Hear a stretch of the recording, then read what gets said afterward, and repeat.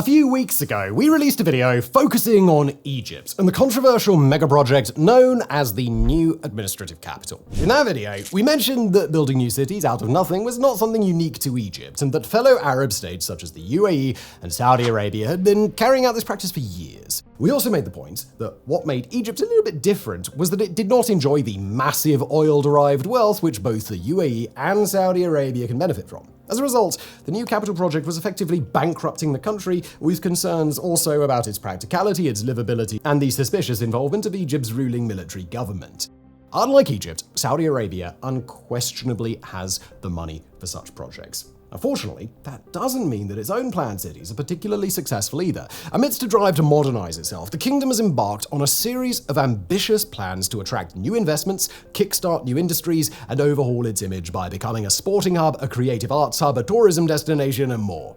As part of this drive, partly to accommodate the various infrastructure this would require, Saudi Arabia has decided to build massive new state-of-the-art cities. We covered one such infamous project, Neom, in a separate video. But just like in Egypt, some of those projects are running into difficulties. Neom, as we've described, is an excellent example, but it is not alone. Another key example is the King Abdullah Economic City, commonly referred to by its acronym CAKE. Their city has been in the works for almost 20 years now, and while not as mad as Neom, it has similarly been beset by delays and difficulties. So let's explore. So just a quick break from today's episode. I've got to talk about something important, and that is your personal data. And you might think it's safe, but data brokers are out there collecting it, and it's probably sitting on a dozen databases without you even knowing it. I mean, think about all those robocalls and spam emails you get. It's pretty creepy stuff, right? Well, this is where Incogni comes in. Think of them like your personal bodyguard for the internet. They go after those data brokers, they get your info removed, and they keep an eye to make sure that it stays gone. It's kind of like giving your digital footprint a bit of a makeover, except you don't have to do any of the heavy lifting. Here's a real-world example. In the US, there are people that search sites that make your personal info, like your home address and even your license plate, available for anyone to see. Scammers, creepy strangers, maybe even that one person you argued with in traffic. With Incogni, that info disappears. No questions asked. And the best part, it's dead simple. 3 steps, you sign up, you give them permission, and they handle the rest while you sit back and relax. Plus, you can try it risk-free for 30 days, so there's nothing to lose. Protect your data now by using the code Megaprojects for 60% off at incogni.com/megaprojects. That's incogni.com/megaprojects. Big thanks to them for sponsoring, and now back to it.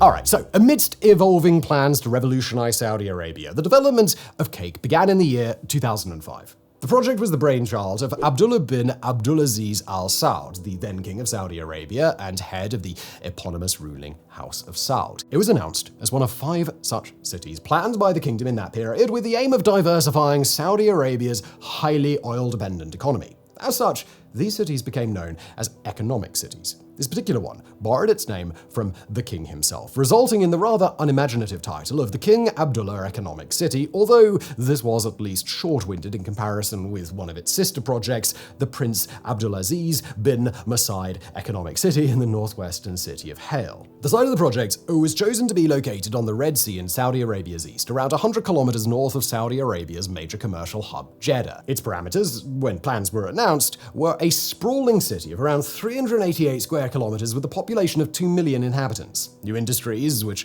would take effect there were to include the production of aluminium, steel, fertilizers, and petrochemicals. The development would create around 1 million new jobs and was foreseen to be complete in 2020. Like with other such projects, it would offer its residents access to new hospitals, sporting infrastructure, as well as a new university, and the King Abdullah University of Science and Technology, located in the village of Thual in the CAKE's periphery. Moreover, in 2018, Saudi Arabia's new king, Salman bin Abdulaziz Al Saud, inaugurated a high-speed rail line linking the CAKE with the holy sites of Mecca and Medina, located respectively to the south and north of the new city. The 450-kilometer-long Haramain line begins in Mecca and travels north through Jeddah and the King Abdullah Economic City to Medina.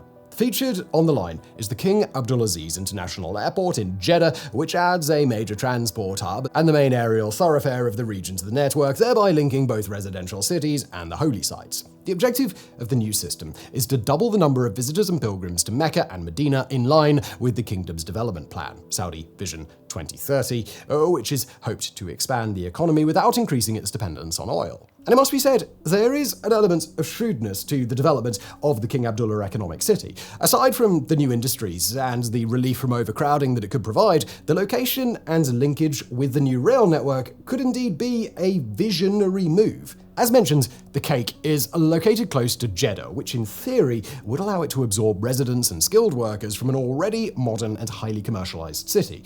But it is its connection with Mecca and Medina which perhaps stands it in even better stead still. Jeddah is not only one of the main commercial hubs, but also the most significant transport hub in Saudi Arabia. The King Abdulaziz International Airport receives, by some margin, the most inbound passengers of any airport in the kingdom, around 43 million in 2023. This leaves it within the top 50 airports in the world by arrivals, and there is little doubt that a large number of those arrivals are pilgrims passing through Jeddah on their way to Mecca to perform the Hajj, a mandatory religious duty for physically and financially capable Muslims to be carried out at least once in their lifetime. In fact, pilgrims flying to Jeddah for this purpose are so many that the airport has a separate terminal to welcome them, the Hajj terminal. The Hajj is a 5 to 6 day long visit, and it takes place at a specific time of the year, the last month of the Islamic calendar, known as Du al-Hijjah. In 2024, this was in the middle of June. Now, the Hajj is a truly massive event, with around 1.8 million devotees making the pilgrimage in 2024,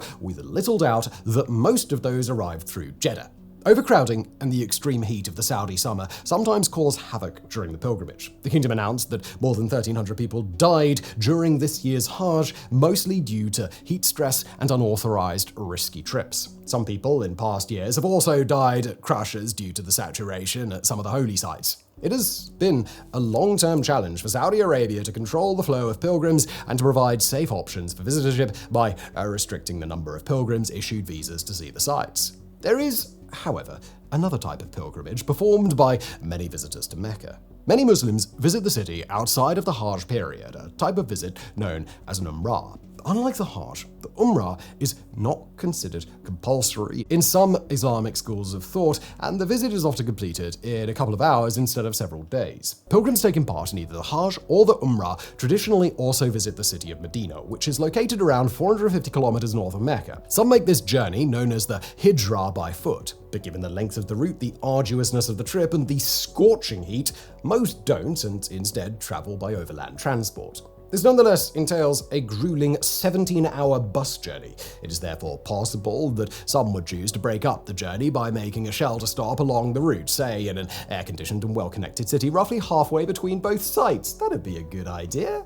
The King Abdullah Economic City is located indirectly on the route between Mecca and Medina, and directly between Jeddah and Medina. Its distance from Mecca is about 130 kilometers north, and from Medina about 236 kilometers southwest. And don't worry, it is linked with both cities by the comfortable high-speed Haramain train line. It could, in theory, therefore be used as a base for pilgrims in their preparation for the journey or as a stopover between the two holy sites. And it is possible that those in a position to do so would be tempted to do just that. The King Abdullah Economic City is, after all, planned to be very livable, providing high-comfort residences, amenities, and access to the Red Sea coast. Given the vast amount of pilgrims in need of accommodation and the regular problems with overcrowding nearby and around the holy sites, it is not without reason that some would choose to make use of the spacious new developments before or during their journeys. Of course, for some, this would perhaps go against the object of the pilgrimage, which is not intended to be a comfort holiday per se, and instead a spiritual journey allowing one to reconnect with their faith. But in the case of the Umrah, which can be carried out all year round, there are less defined rules on how the pilgrimages are to be carried out, and it is possible to combine the pilgrimage with a wider visit of a more touristic nature.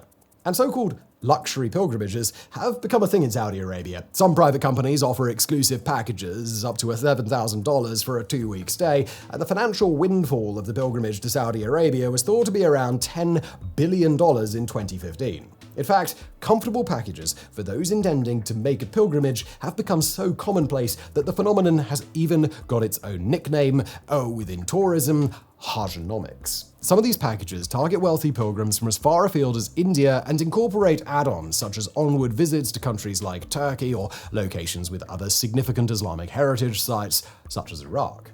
So, with all this considered, on the grand scheme of things, the cake as an economic project is certainly not actually silly at all.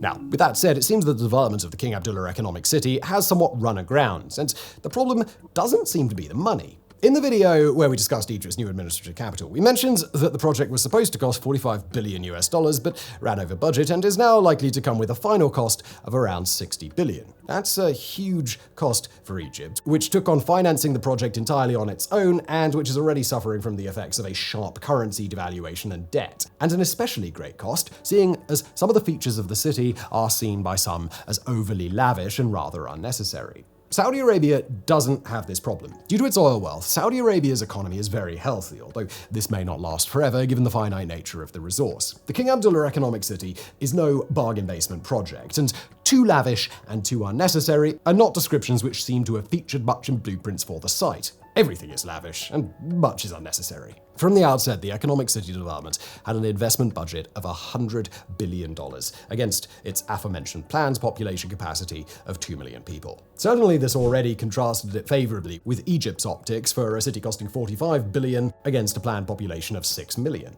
So, with all those parameters, and with a limited cost to the taxpayer for the project, there is little chance of the project being a financial disaster like the new administrative capital in Egypt.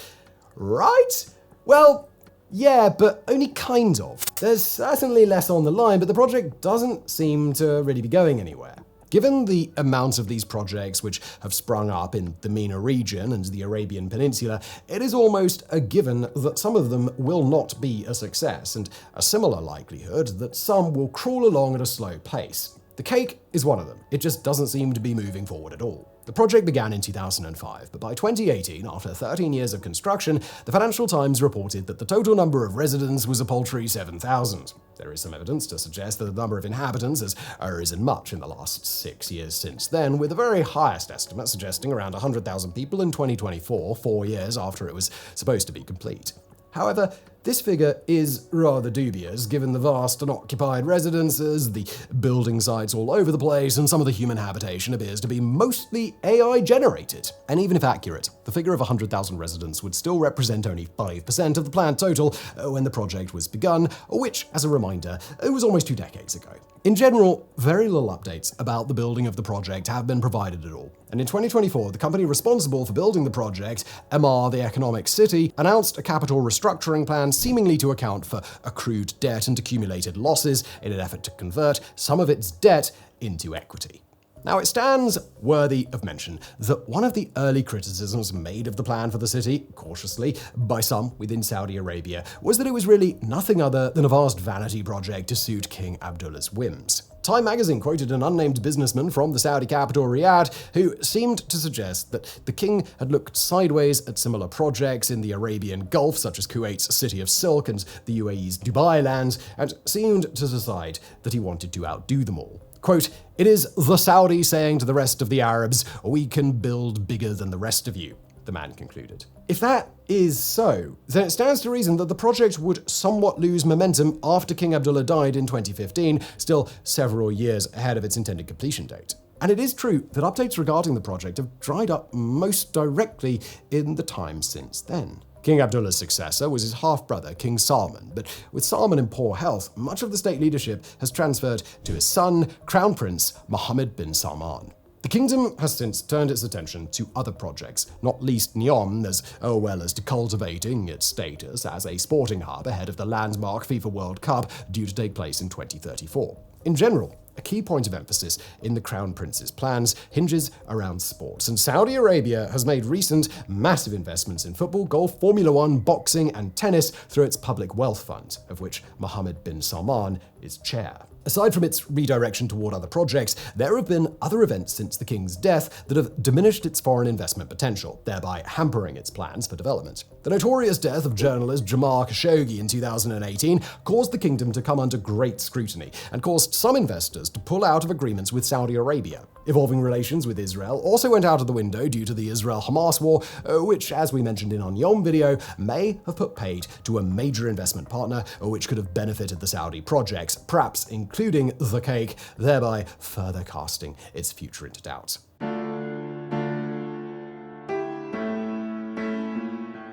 But even so, probably unlike the wacky Neom project, the King Abdullah Economic City could still bear fruit. Putting to one side the religious tourism dimension, which we discussed, there is a chance that the city could also bring other economic benefits to the kingdom and even fall in line with the modernizing Vision 2030 project pushed by Crown Prince Mohammed bin Salman. The two major themes that the project is intended to tackle, Saudi Arabia's urban overcrowding and need for diverse industries, are not going to go away anytime soon, but neither is the kingdom's funds for the time being.